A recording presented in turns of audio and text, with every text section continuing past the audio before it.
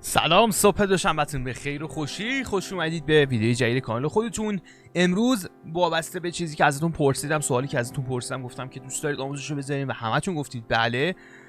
هم توی یوتیوب هم توی اینستاگرام میخوام راجع به کیف پول باهاتون صحبت بکنم و اینکه چجوری بتونید سکه هاتون رو منتقل بکنید و اصلا با کیف پولی که دارید کار بکنید. مبانی که راجبش توضیح میدیم، مثلا اگر یک کیف پول رو داریم راجبش صحبت میکنیم، کیف پول دیگه ای که داره مثلا دوباره با تون کار میکنه تقریبا شبیه به هم هستن. این چیزایی که میخوایم صحبت بکنیم یک عمومیتی داره جامعه، یعنی تقریبا میتونم بگم تمام کیف پول ها با این روش کار میکنن. قبل از اینکه ویدیو رو شروع کنیم ممنون میشم ویدیو رو لایک کنید، سابسکرایب کنید، زنگوله‌شو بزنید که نوتیفیکیشن ویدیوهای بعدی رو از دست ندین. بدون معطلی بریم سراغ ویدیو.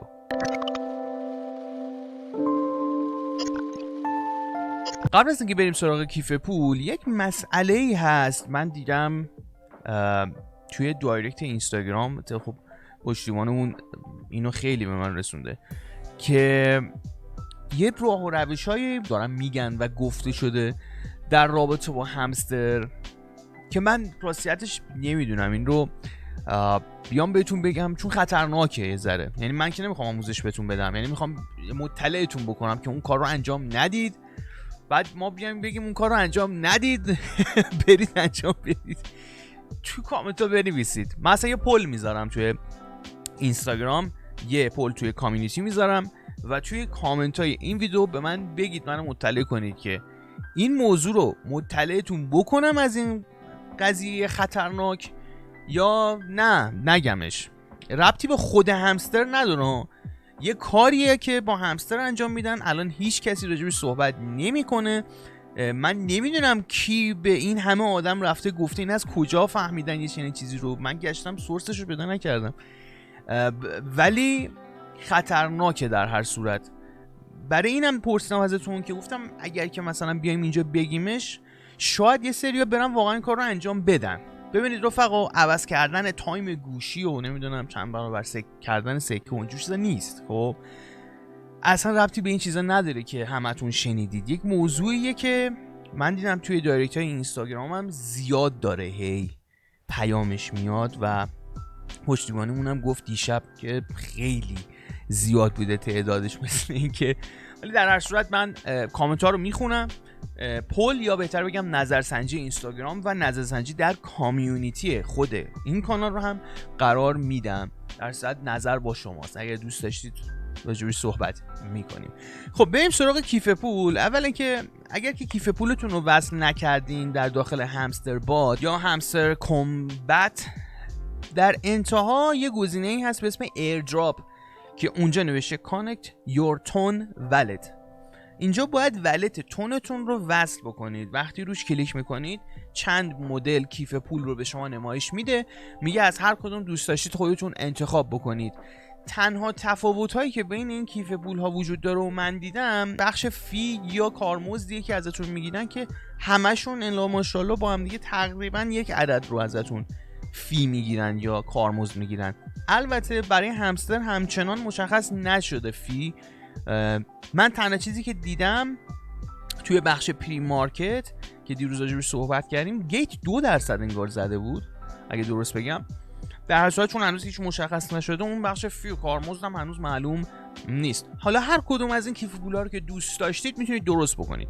من به شخص تون کیپر درست کردم، یه سری ها مایتون ولت درست کردن، یه سری تون هاب درست کردن. اینو داخل پرانتز بهتون میگم، ولت صفر درست بکنید. یعنی ولتی که ازش استفاده میکنید، مثلا شما قبلا نات کوین داشتید استفاده میکردید، با مایتون ولت داشتید این کارو میکردید، الان بیاید با تون کیپر ولتتون رو به همستر متصل کنید. تقریبا 2 تا ویدیو راجع به نحوه اتصالش هم ساختم، لینکش این بالا قرار میگیره و میتونید برید کامل ببینید.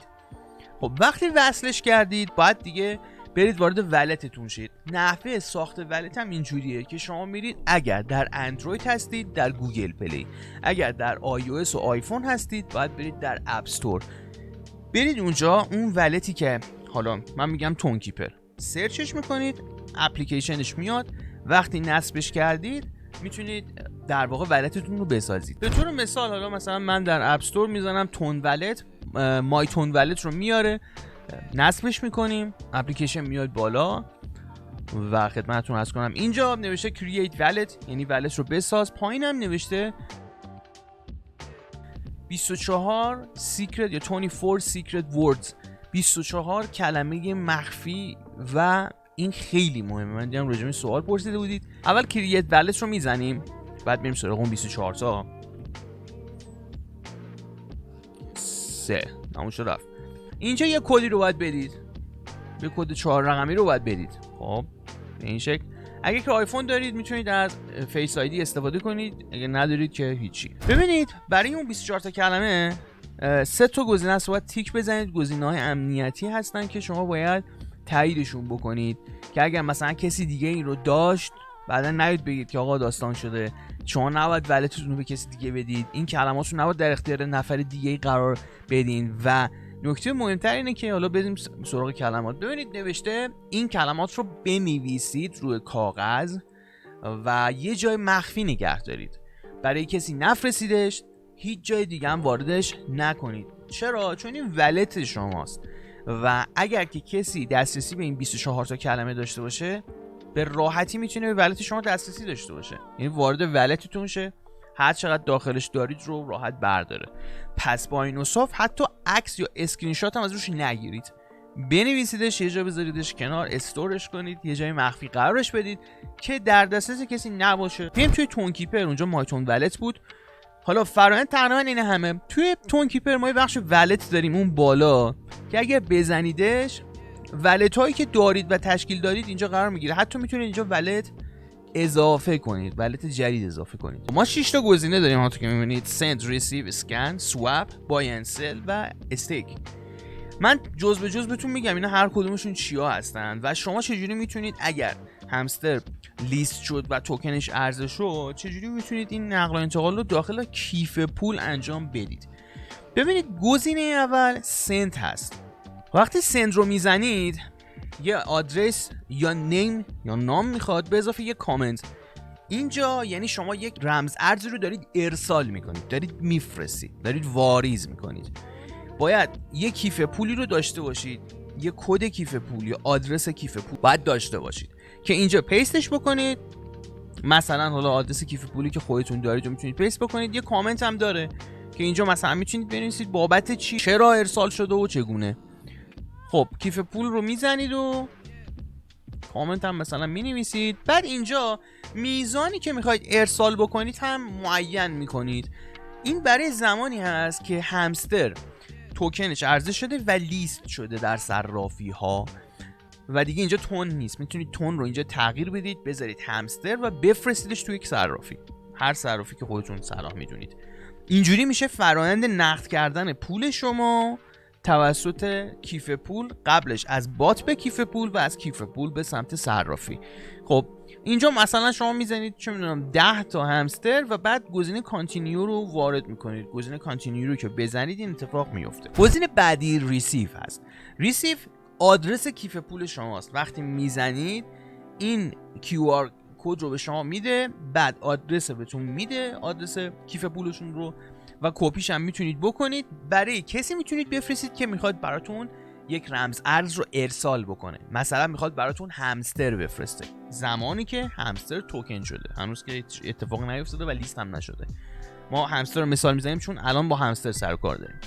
میخواد مثلا یه نفر 1,000,000 سکه همستر برای شما بفرسته. این مورد رو شما کپی میکنید یا عکسش رو میفرستید برای اون طرفتون، طرف مقابلتون، همستر رو برای شما ارسال میکنه.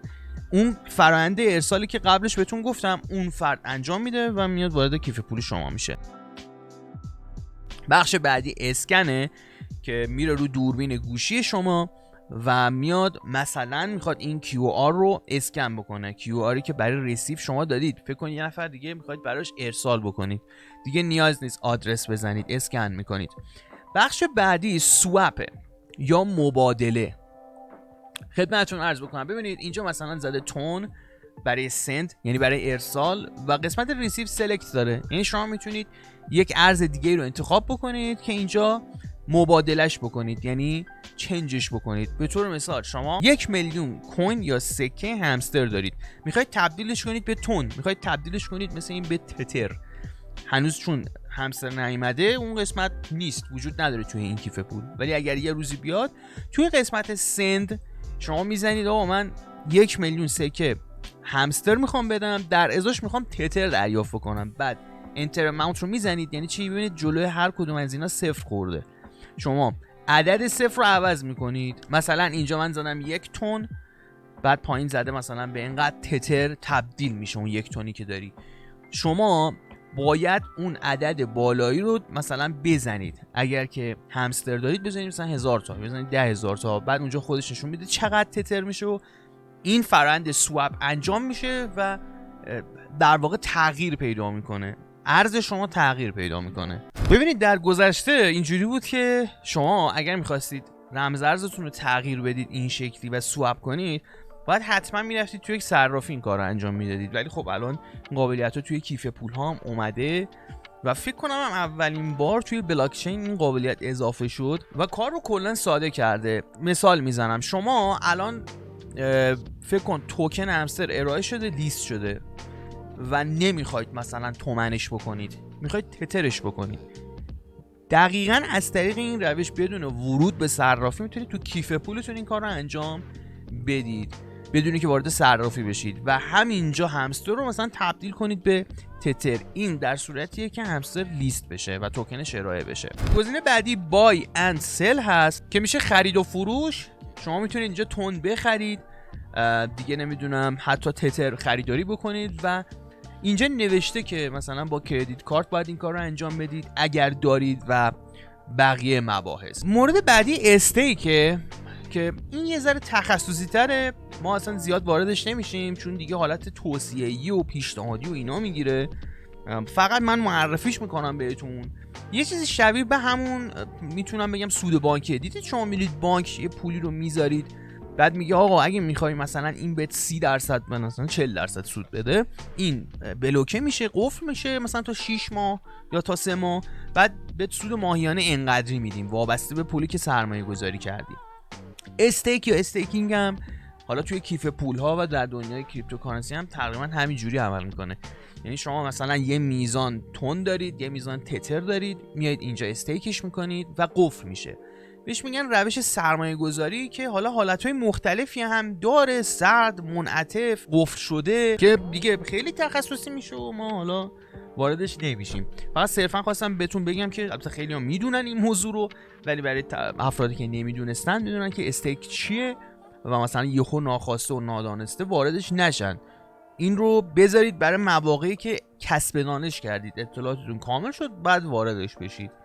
حالا شاید توضیحات من اصلا ناقص باشه ها، یعنی کامل ترش رو من لینکش رو توی دیسکریپشن میذارم. توضیحات کامل راجع به استیک و استیکینگ وجود داره. خب بریم سراغ بخش بعدی که بکاپ د والید ریکاوری فریز هست. اینجا یه اتنشن بهتون میده، میگه دوست دارید واردش بشید، کانتینیو رو میزنید، بعد کدی که وارد کردید کد 4 رقمی رو هم میزنید. خب سابس که شد، ببینید 24 تا کلمه رو اینجا به شما میده.